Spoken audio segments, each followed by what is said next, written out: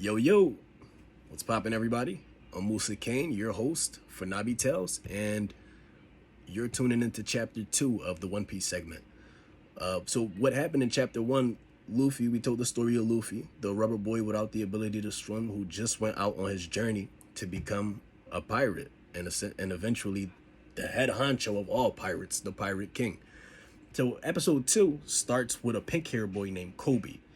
He is a pirate apprentice on a whole different pirate ship that's in the middle of a raid right now. So his job is to take the loot and take it back to their ship. That's what he's doing.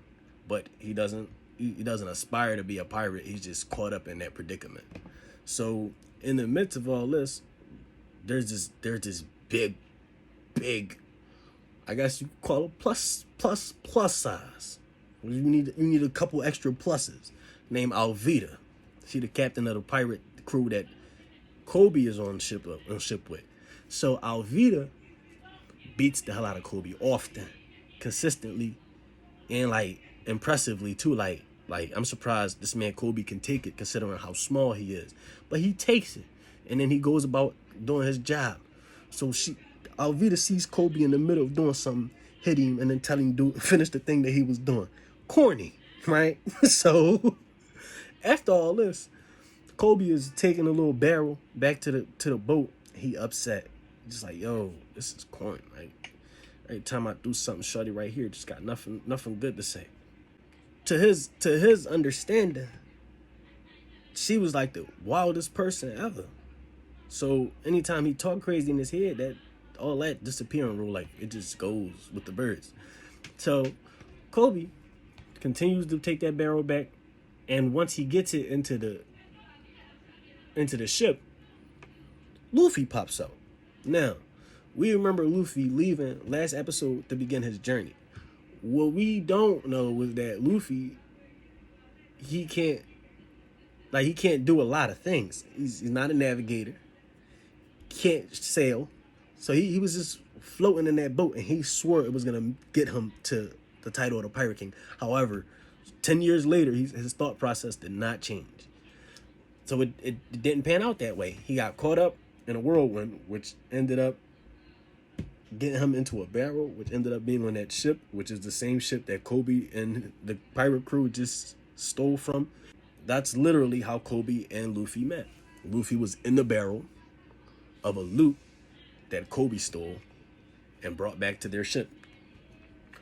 So Luffy wakes up out this barrel just talking about how great it was, and how great his nap was. So that's all he says, how great his nap was. All you see is a big club. Whack! Smack everybody. And once it smack everybody, it's like, what just happened? Because when he made that noise, 3 people also came in to make sure that Kobe was cool, because that was a voice they hadn't recognized. So once they figure out that this was what's going on, they're trying to figure out who this guy is, and they all get sent flying. Kobe starts apologizing to Luffy for something Alvita did. Meanwhile, the 3 guys that checked on Kobe, they're not really his friends. They just wanted a reason to see him and mess with him. Those guys link up with the person who sent them all flying, Alvita. So I'm saying, so the way she sent them flying, you can tell she got one or two. She could throw those. So the reason she did it was she heard them say what a nice nap that was, which they didn't say. Luffy said that. But she heard that come out the room, and she decided to wreck the whole board, which she did. And long story short, they go ahead and snitch like, nah, that was not us. We would never do something like that to you, Alvita. You so slender and cap it. They all just go lie. It's okay. So after they explained that it was some stranger on the boat, just anybody, she started getting cautious, like, somebody that Kobe brought. It could be a bounty hunter looking for me. I heard that boy Noah Zoro was around here. So, and that's you know what I'm saying, quick foreshadowing for Zoro. So, in the midst of all that, Kobe and Luffy over there, tranquilo, and Kobe is asking him, like, how are you? How are you feeling? He said, I'm all right, bro. I was just a little bit surprising, but I'm Luffy. Where am I? So he explains to him that we on a little island in the middle of nowhere, and we were just raiding with Alvida. And then Kobe goes on and explains his whole life story about how his whole life was just so far, it's just been full of bad luck. That like on a particular day he was going out for a fish. Going out to fish, and he ended up on the wrong boat. That wrong boat introduced him to Alvida, and he's been slaving on her ship for 3 years ever since that. So he explains that he has goals and aspirations, but he's just, he's scared. I'm saying Alvida's big. You just saw what she did to all of us. So he asks Luffy, why is he selling?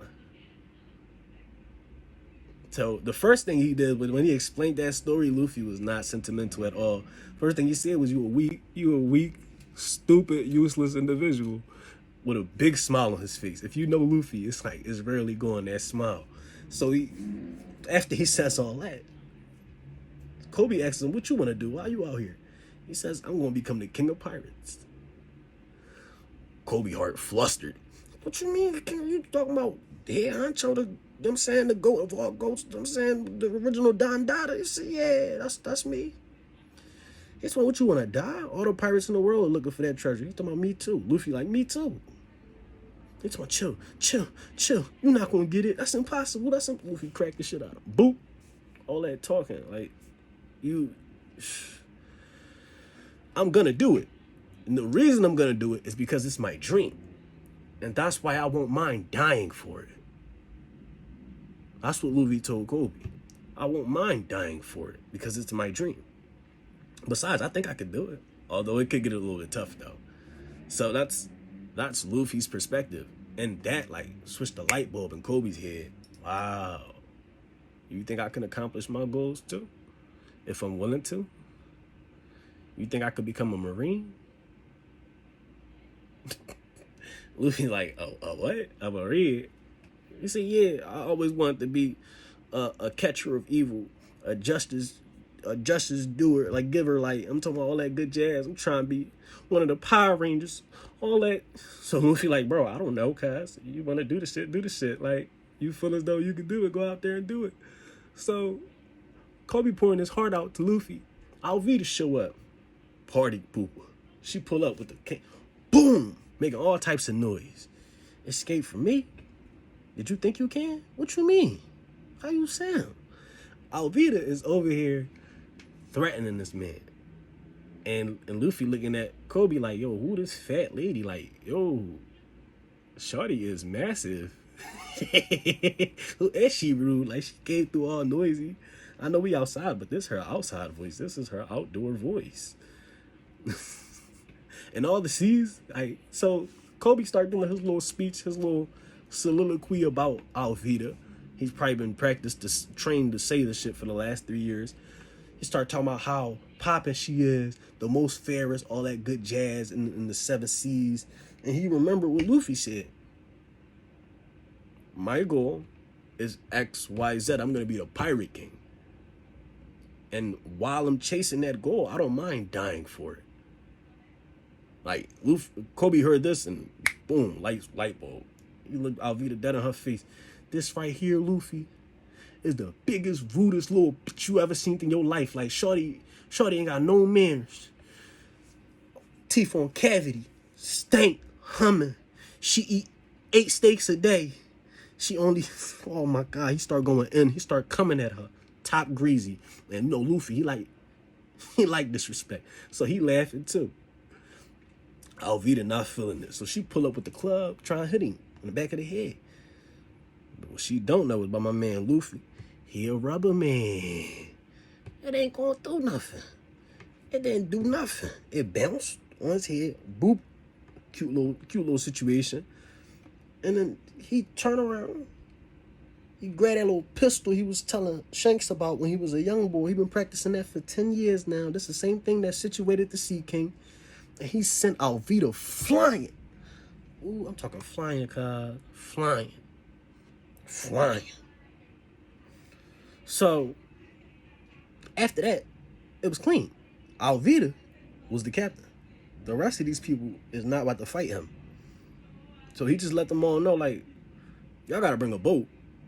We gotta get up out of here. I gotta go. And my man Kobe trying to join the Marines, so y'all really got to speed it up. You understand me? So Luffy talked his talk, and they got him that boat, and they situated. They got up out of there. So after that, they're on the boat to a destination. And Kobe asks Luffy, so what's the destination? He said, well, Alvida had said something about a Zoro, a Roanoa Zoro.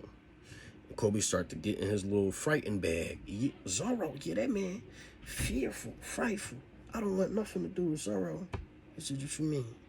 I'm about to go check him out. Kobe like, what you mean about to go check him out? If he's a good guy, I'm gonna ask him to join my crew. He's strong. Like, his name rings. So if he's a good guy, I'm gonna ask him to join my crew. Luffy was that simple about it. Kobe started putting up all the assumptions, all the insinuations.